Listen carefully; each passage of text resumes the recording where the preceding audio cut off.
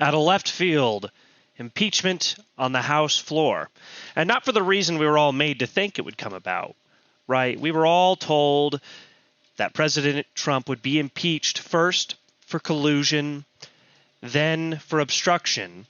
And now a vote has been put to the floor to impeach Donald Trump over his comments on Twitter earlier this week, trying to impeach a president over racist statements. Now that's something I didn't expect, given how long our president has been, as the New York Times put it, bringing ridicule, disgrace, and disrepute to his office.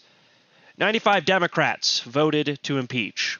137 opposed it. The motion was tabled. Now, why did this happen, and is this a good thing or is this a bad thing? Well, this vote seems to have been initiated by Al Green, Representative Al Green.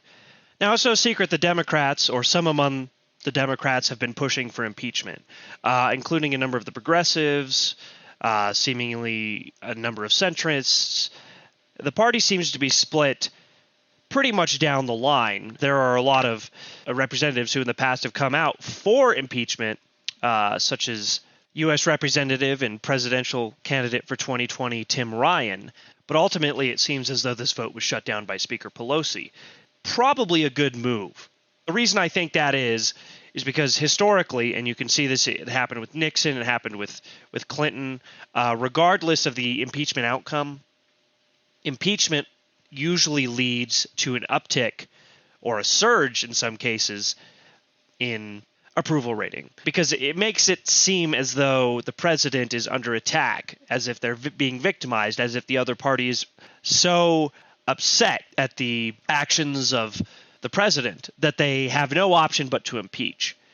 Now, I've never been a fan of impeachment, and I was kind of glad when talk of impeachment started to fade away. Right, I think we all were, because it signaled that the Mueller investigation, that Russiagate, that the collusion, all that was starting to maybe slide off out of the mainstream. But here it is, right back in impeachment, all of a sudden in the House, and it fails. Impeachment shouldn't move forward at all. If it does on the grounds that President Trump colluded or on emoluments, I can't argue against it in principle, because obviously the rule of law is very important, and we have to stick to our guns, our principles, and all that.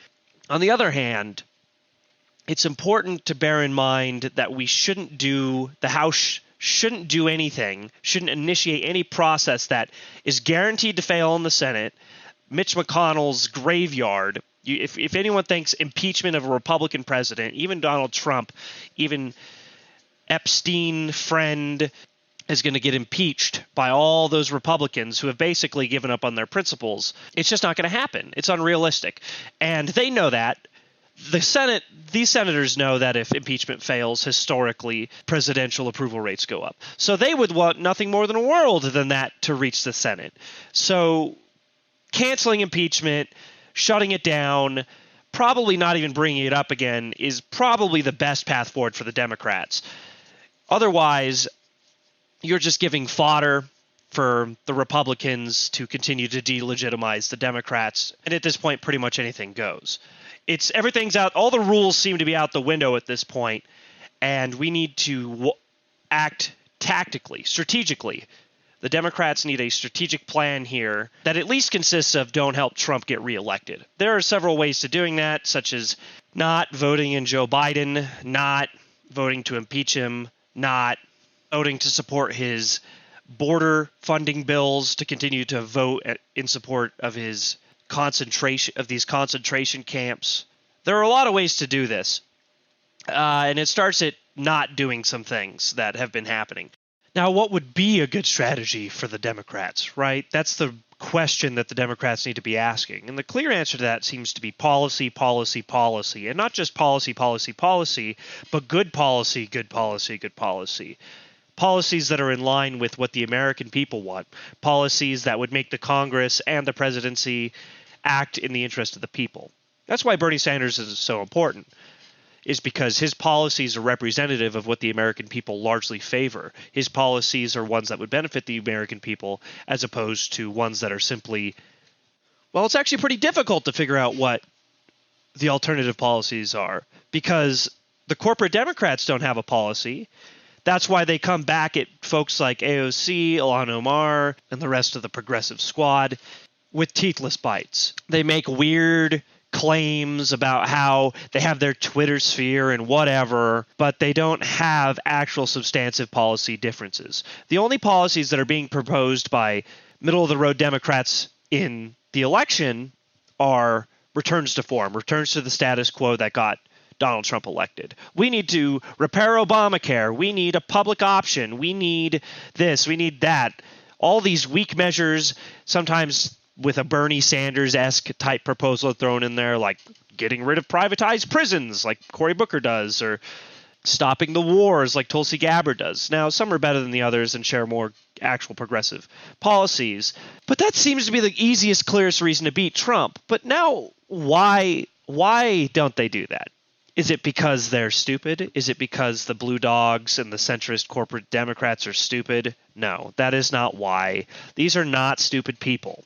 No, they're just trapped by the big money interests who finance their campaigns. And that's why things like small money donations are actually important, because it allows us to come up with the policies that will actually win the election for the progressives. So anyway, back to Nancy Pelosi. As much as she's wrong, is right in this case. And she's been seemingly been an opponent of rushing towards impeachment, maybe impeachment altogether, but at least she's against rushing towards impeachment. And I'm curious to see whether this is the last we'll hear of it, or if this is a prelude to something bigger. But it seems to me quite silly if they would go forward with impeachment again, given that this failed. And of course, the common argument is that impeachment needs to go forward because of the principle. And if it did go forward, I wouldn't object on that ground, as long as the case was strong enough, preferably towards emoluments, preferably towards something that maybe can actually gain some traction.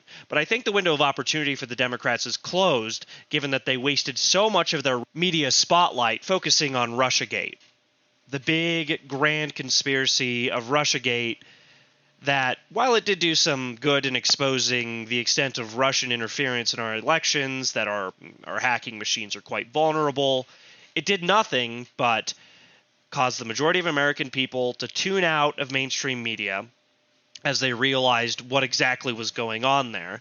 And it only galvanized the Republican base against the Democrats. Now, I'll just say one last thing, and this may sound like a wacko conspiracy theory, but it could be that we see impeachment pop up again closer to the general election, depending on who wins the primary. If Democrats see Trump as less threatening to their corporate platform than perhaps, say, someone like Bernie Sanders. But, of course, there's no guarantee. It's still going to be a hard fight. But if someone like Bernie Sanders wins, we could see the House push again for impeachment against Trump. It gets shot down by the Senate, and Trump's approval ratings rise. Okay, so that could be the last-ditch effort of the establishment to ensure that an outsider candidate who's going to tear everything down, who's going to... Now, of course, if Bernie Sanders gets into office, that's not a guarantee. We're going to see fights every day in the House and the Senate over every little bit of legislation that matters. Okay? So if anybody's watching my show at this point, go ahead and tell me if you think this is the last you think we'll see of impeachment, or if we expect it to come up again. Tell me if I'm wrong. Tell me if you think Trump should be impeached. Oh, well, obviously he should be impeached. But if the Democrats should go ahead with impeachment, regardless of the fact that it'll likely fail in the Senate, simply because it would force the Republicans to pick sides, as if they haven't already picked sides already, as if they haven't already thrown in with this racist, sexist, bigoted president.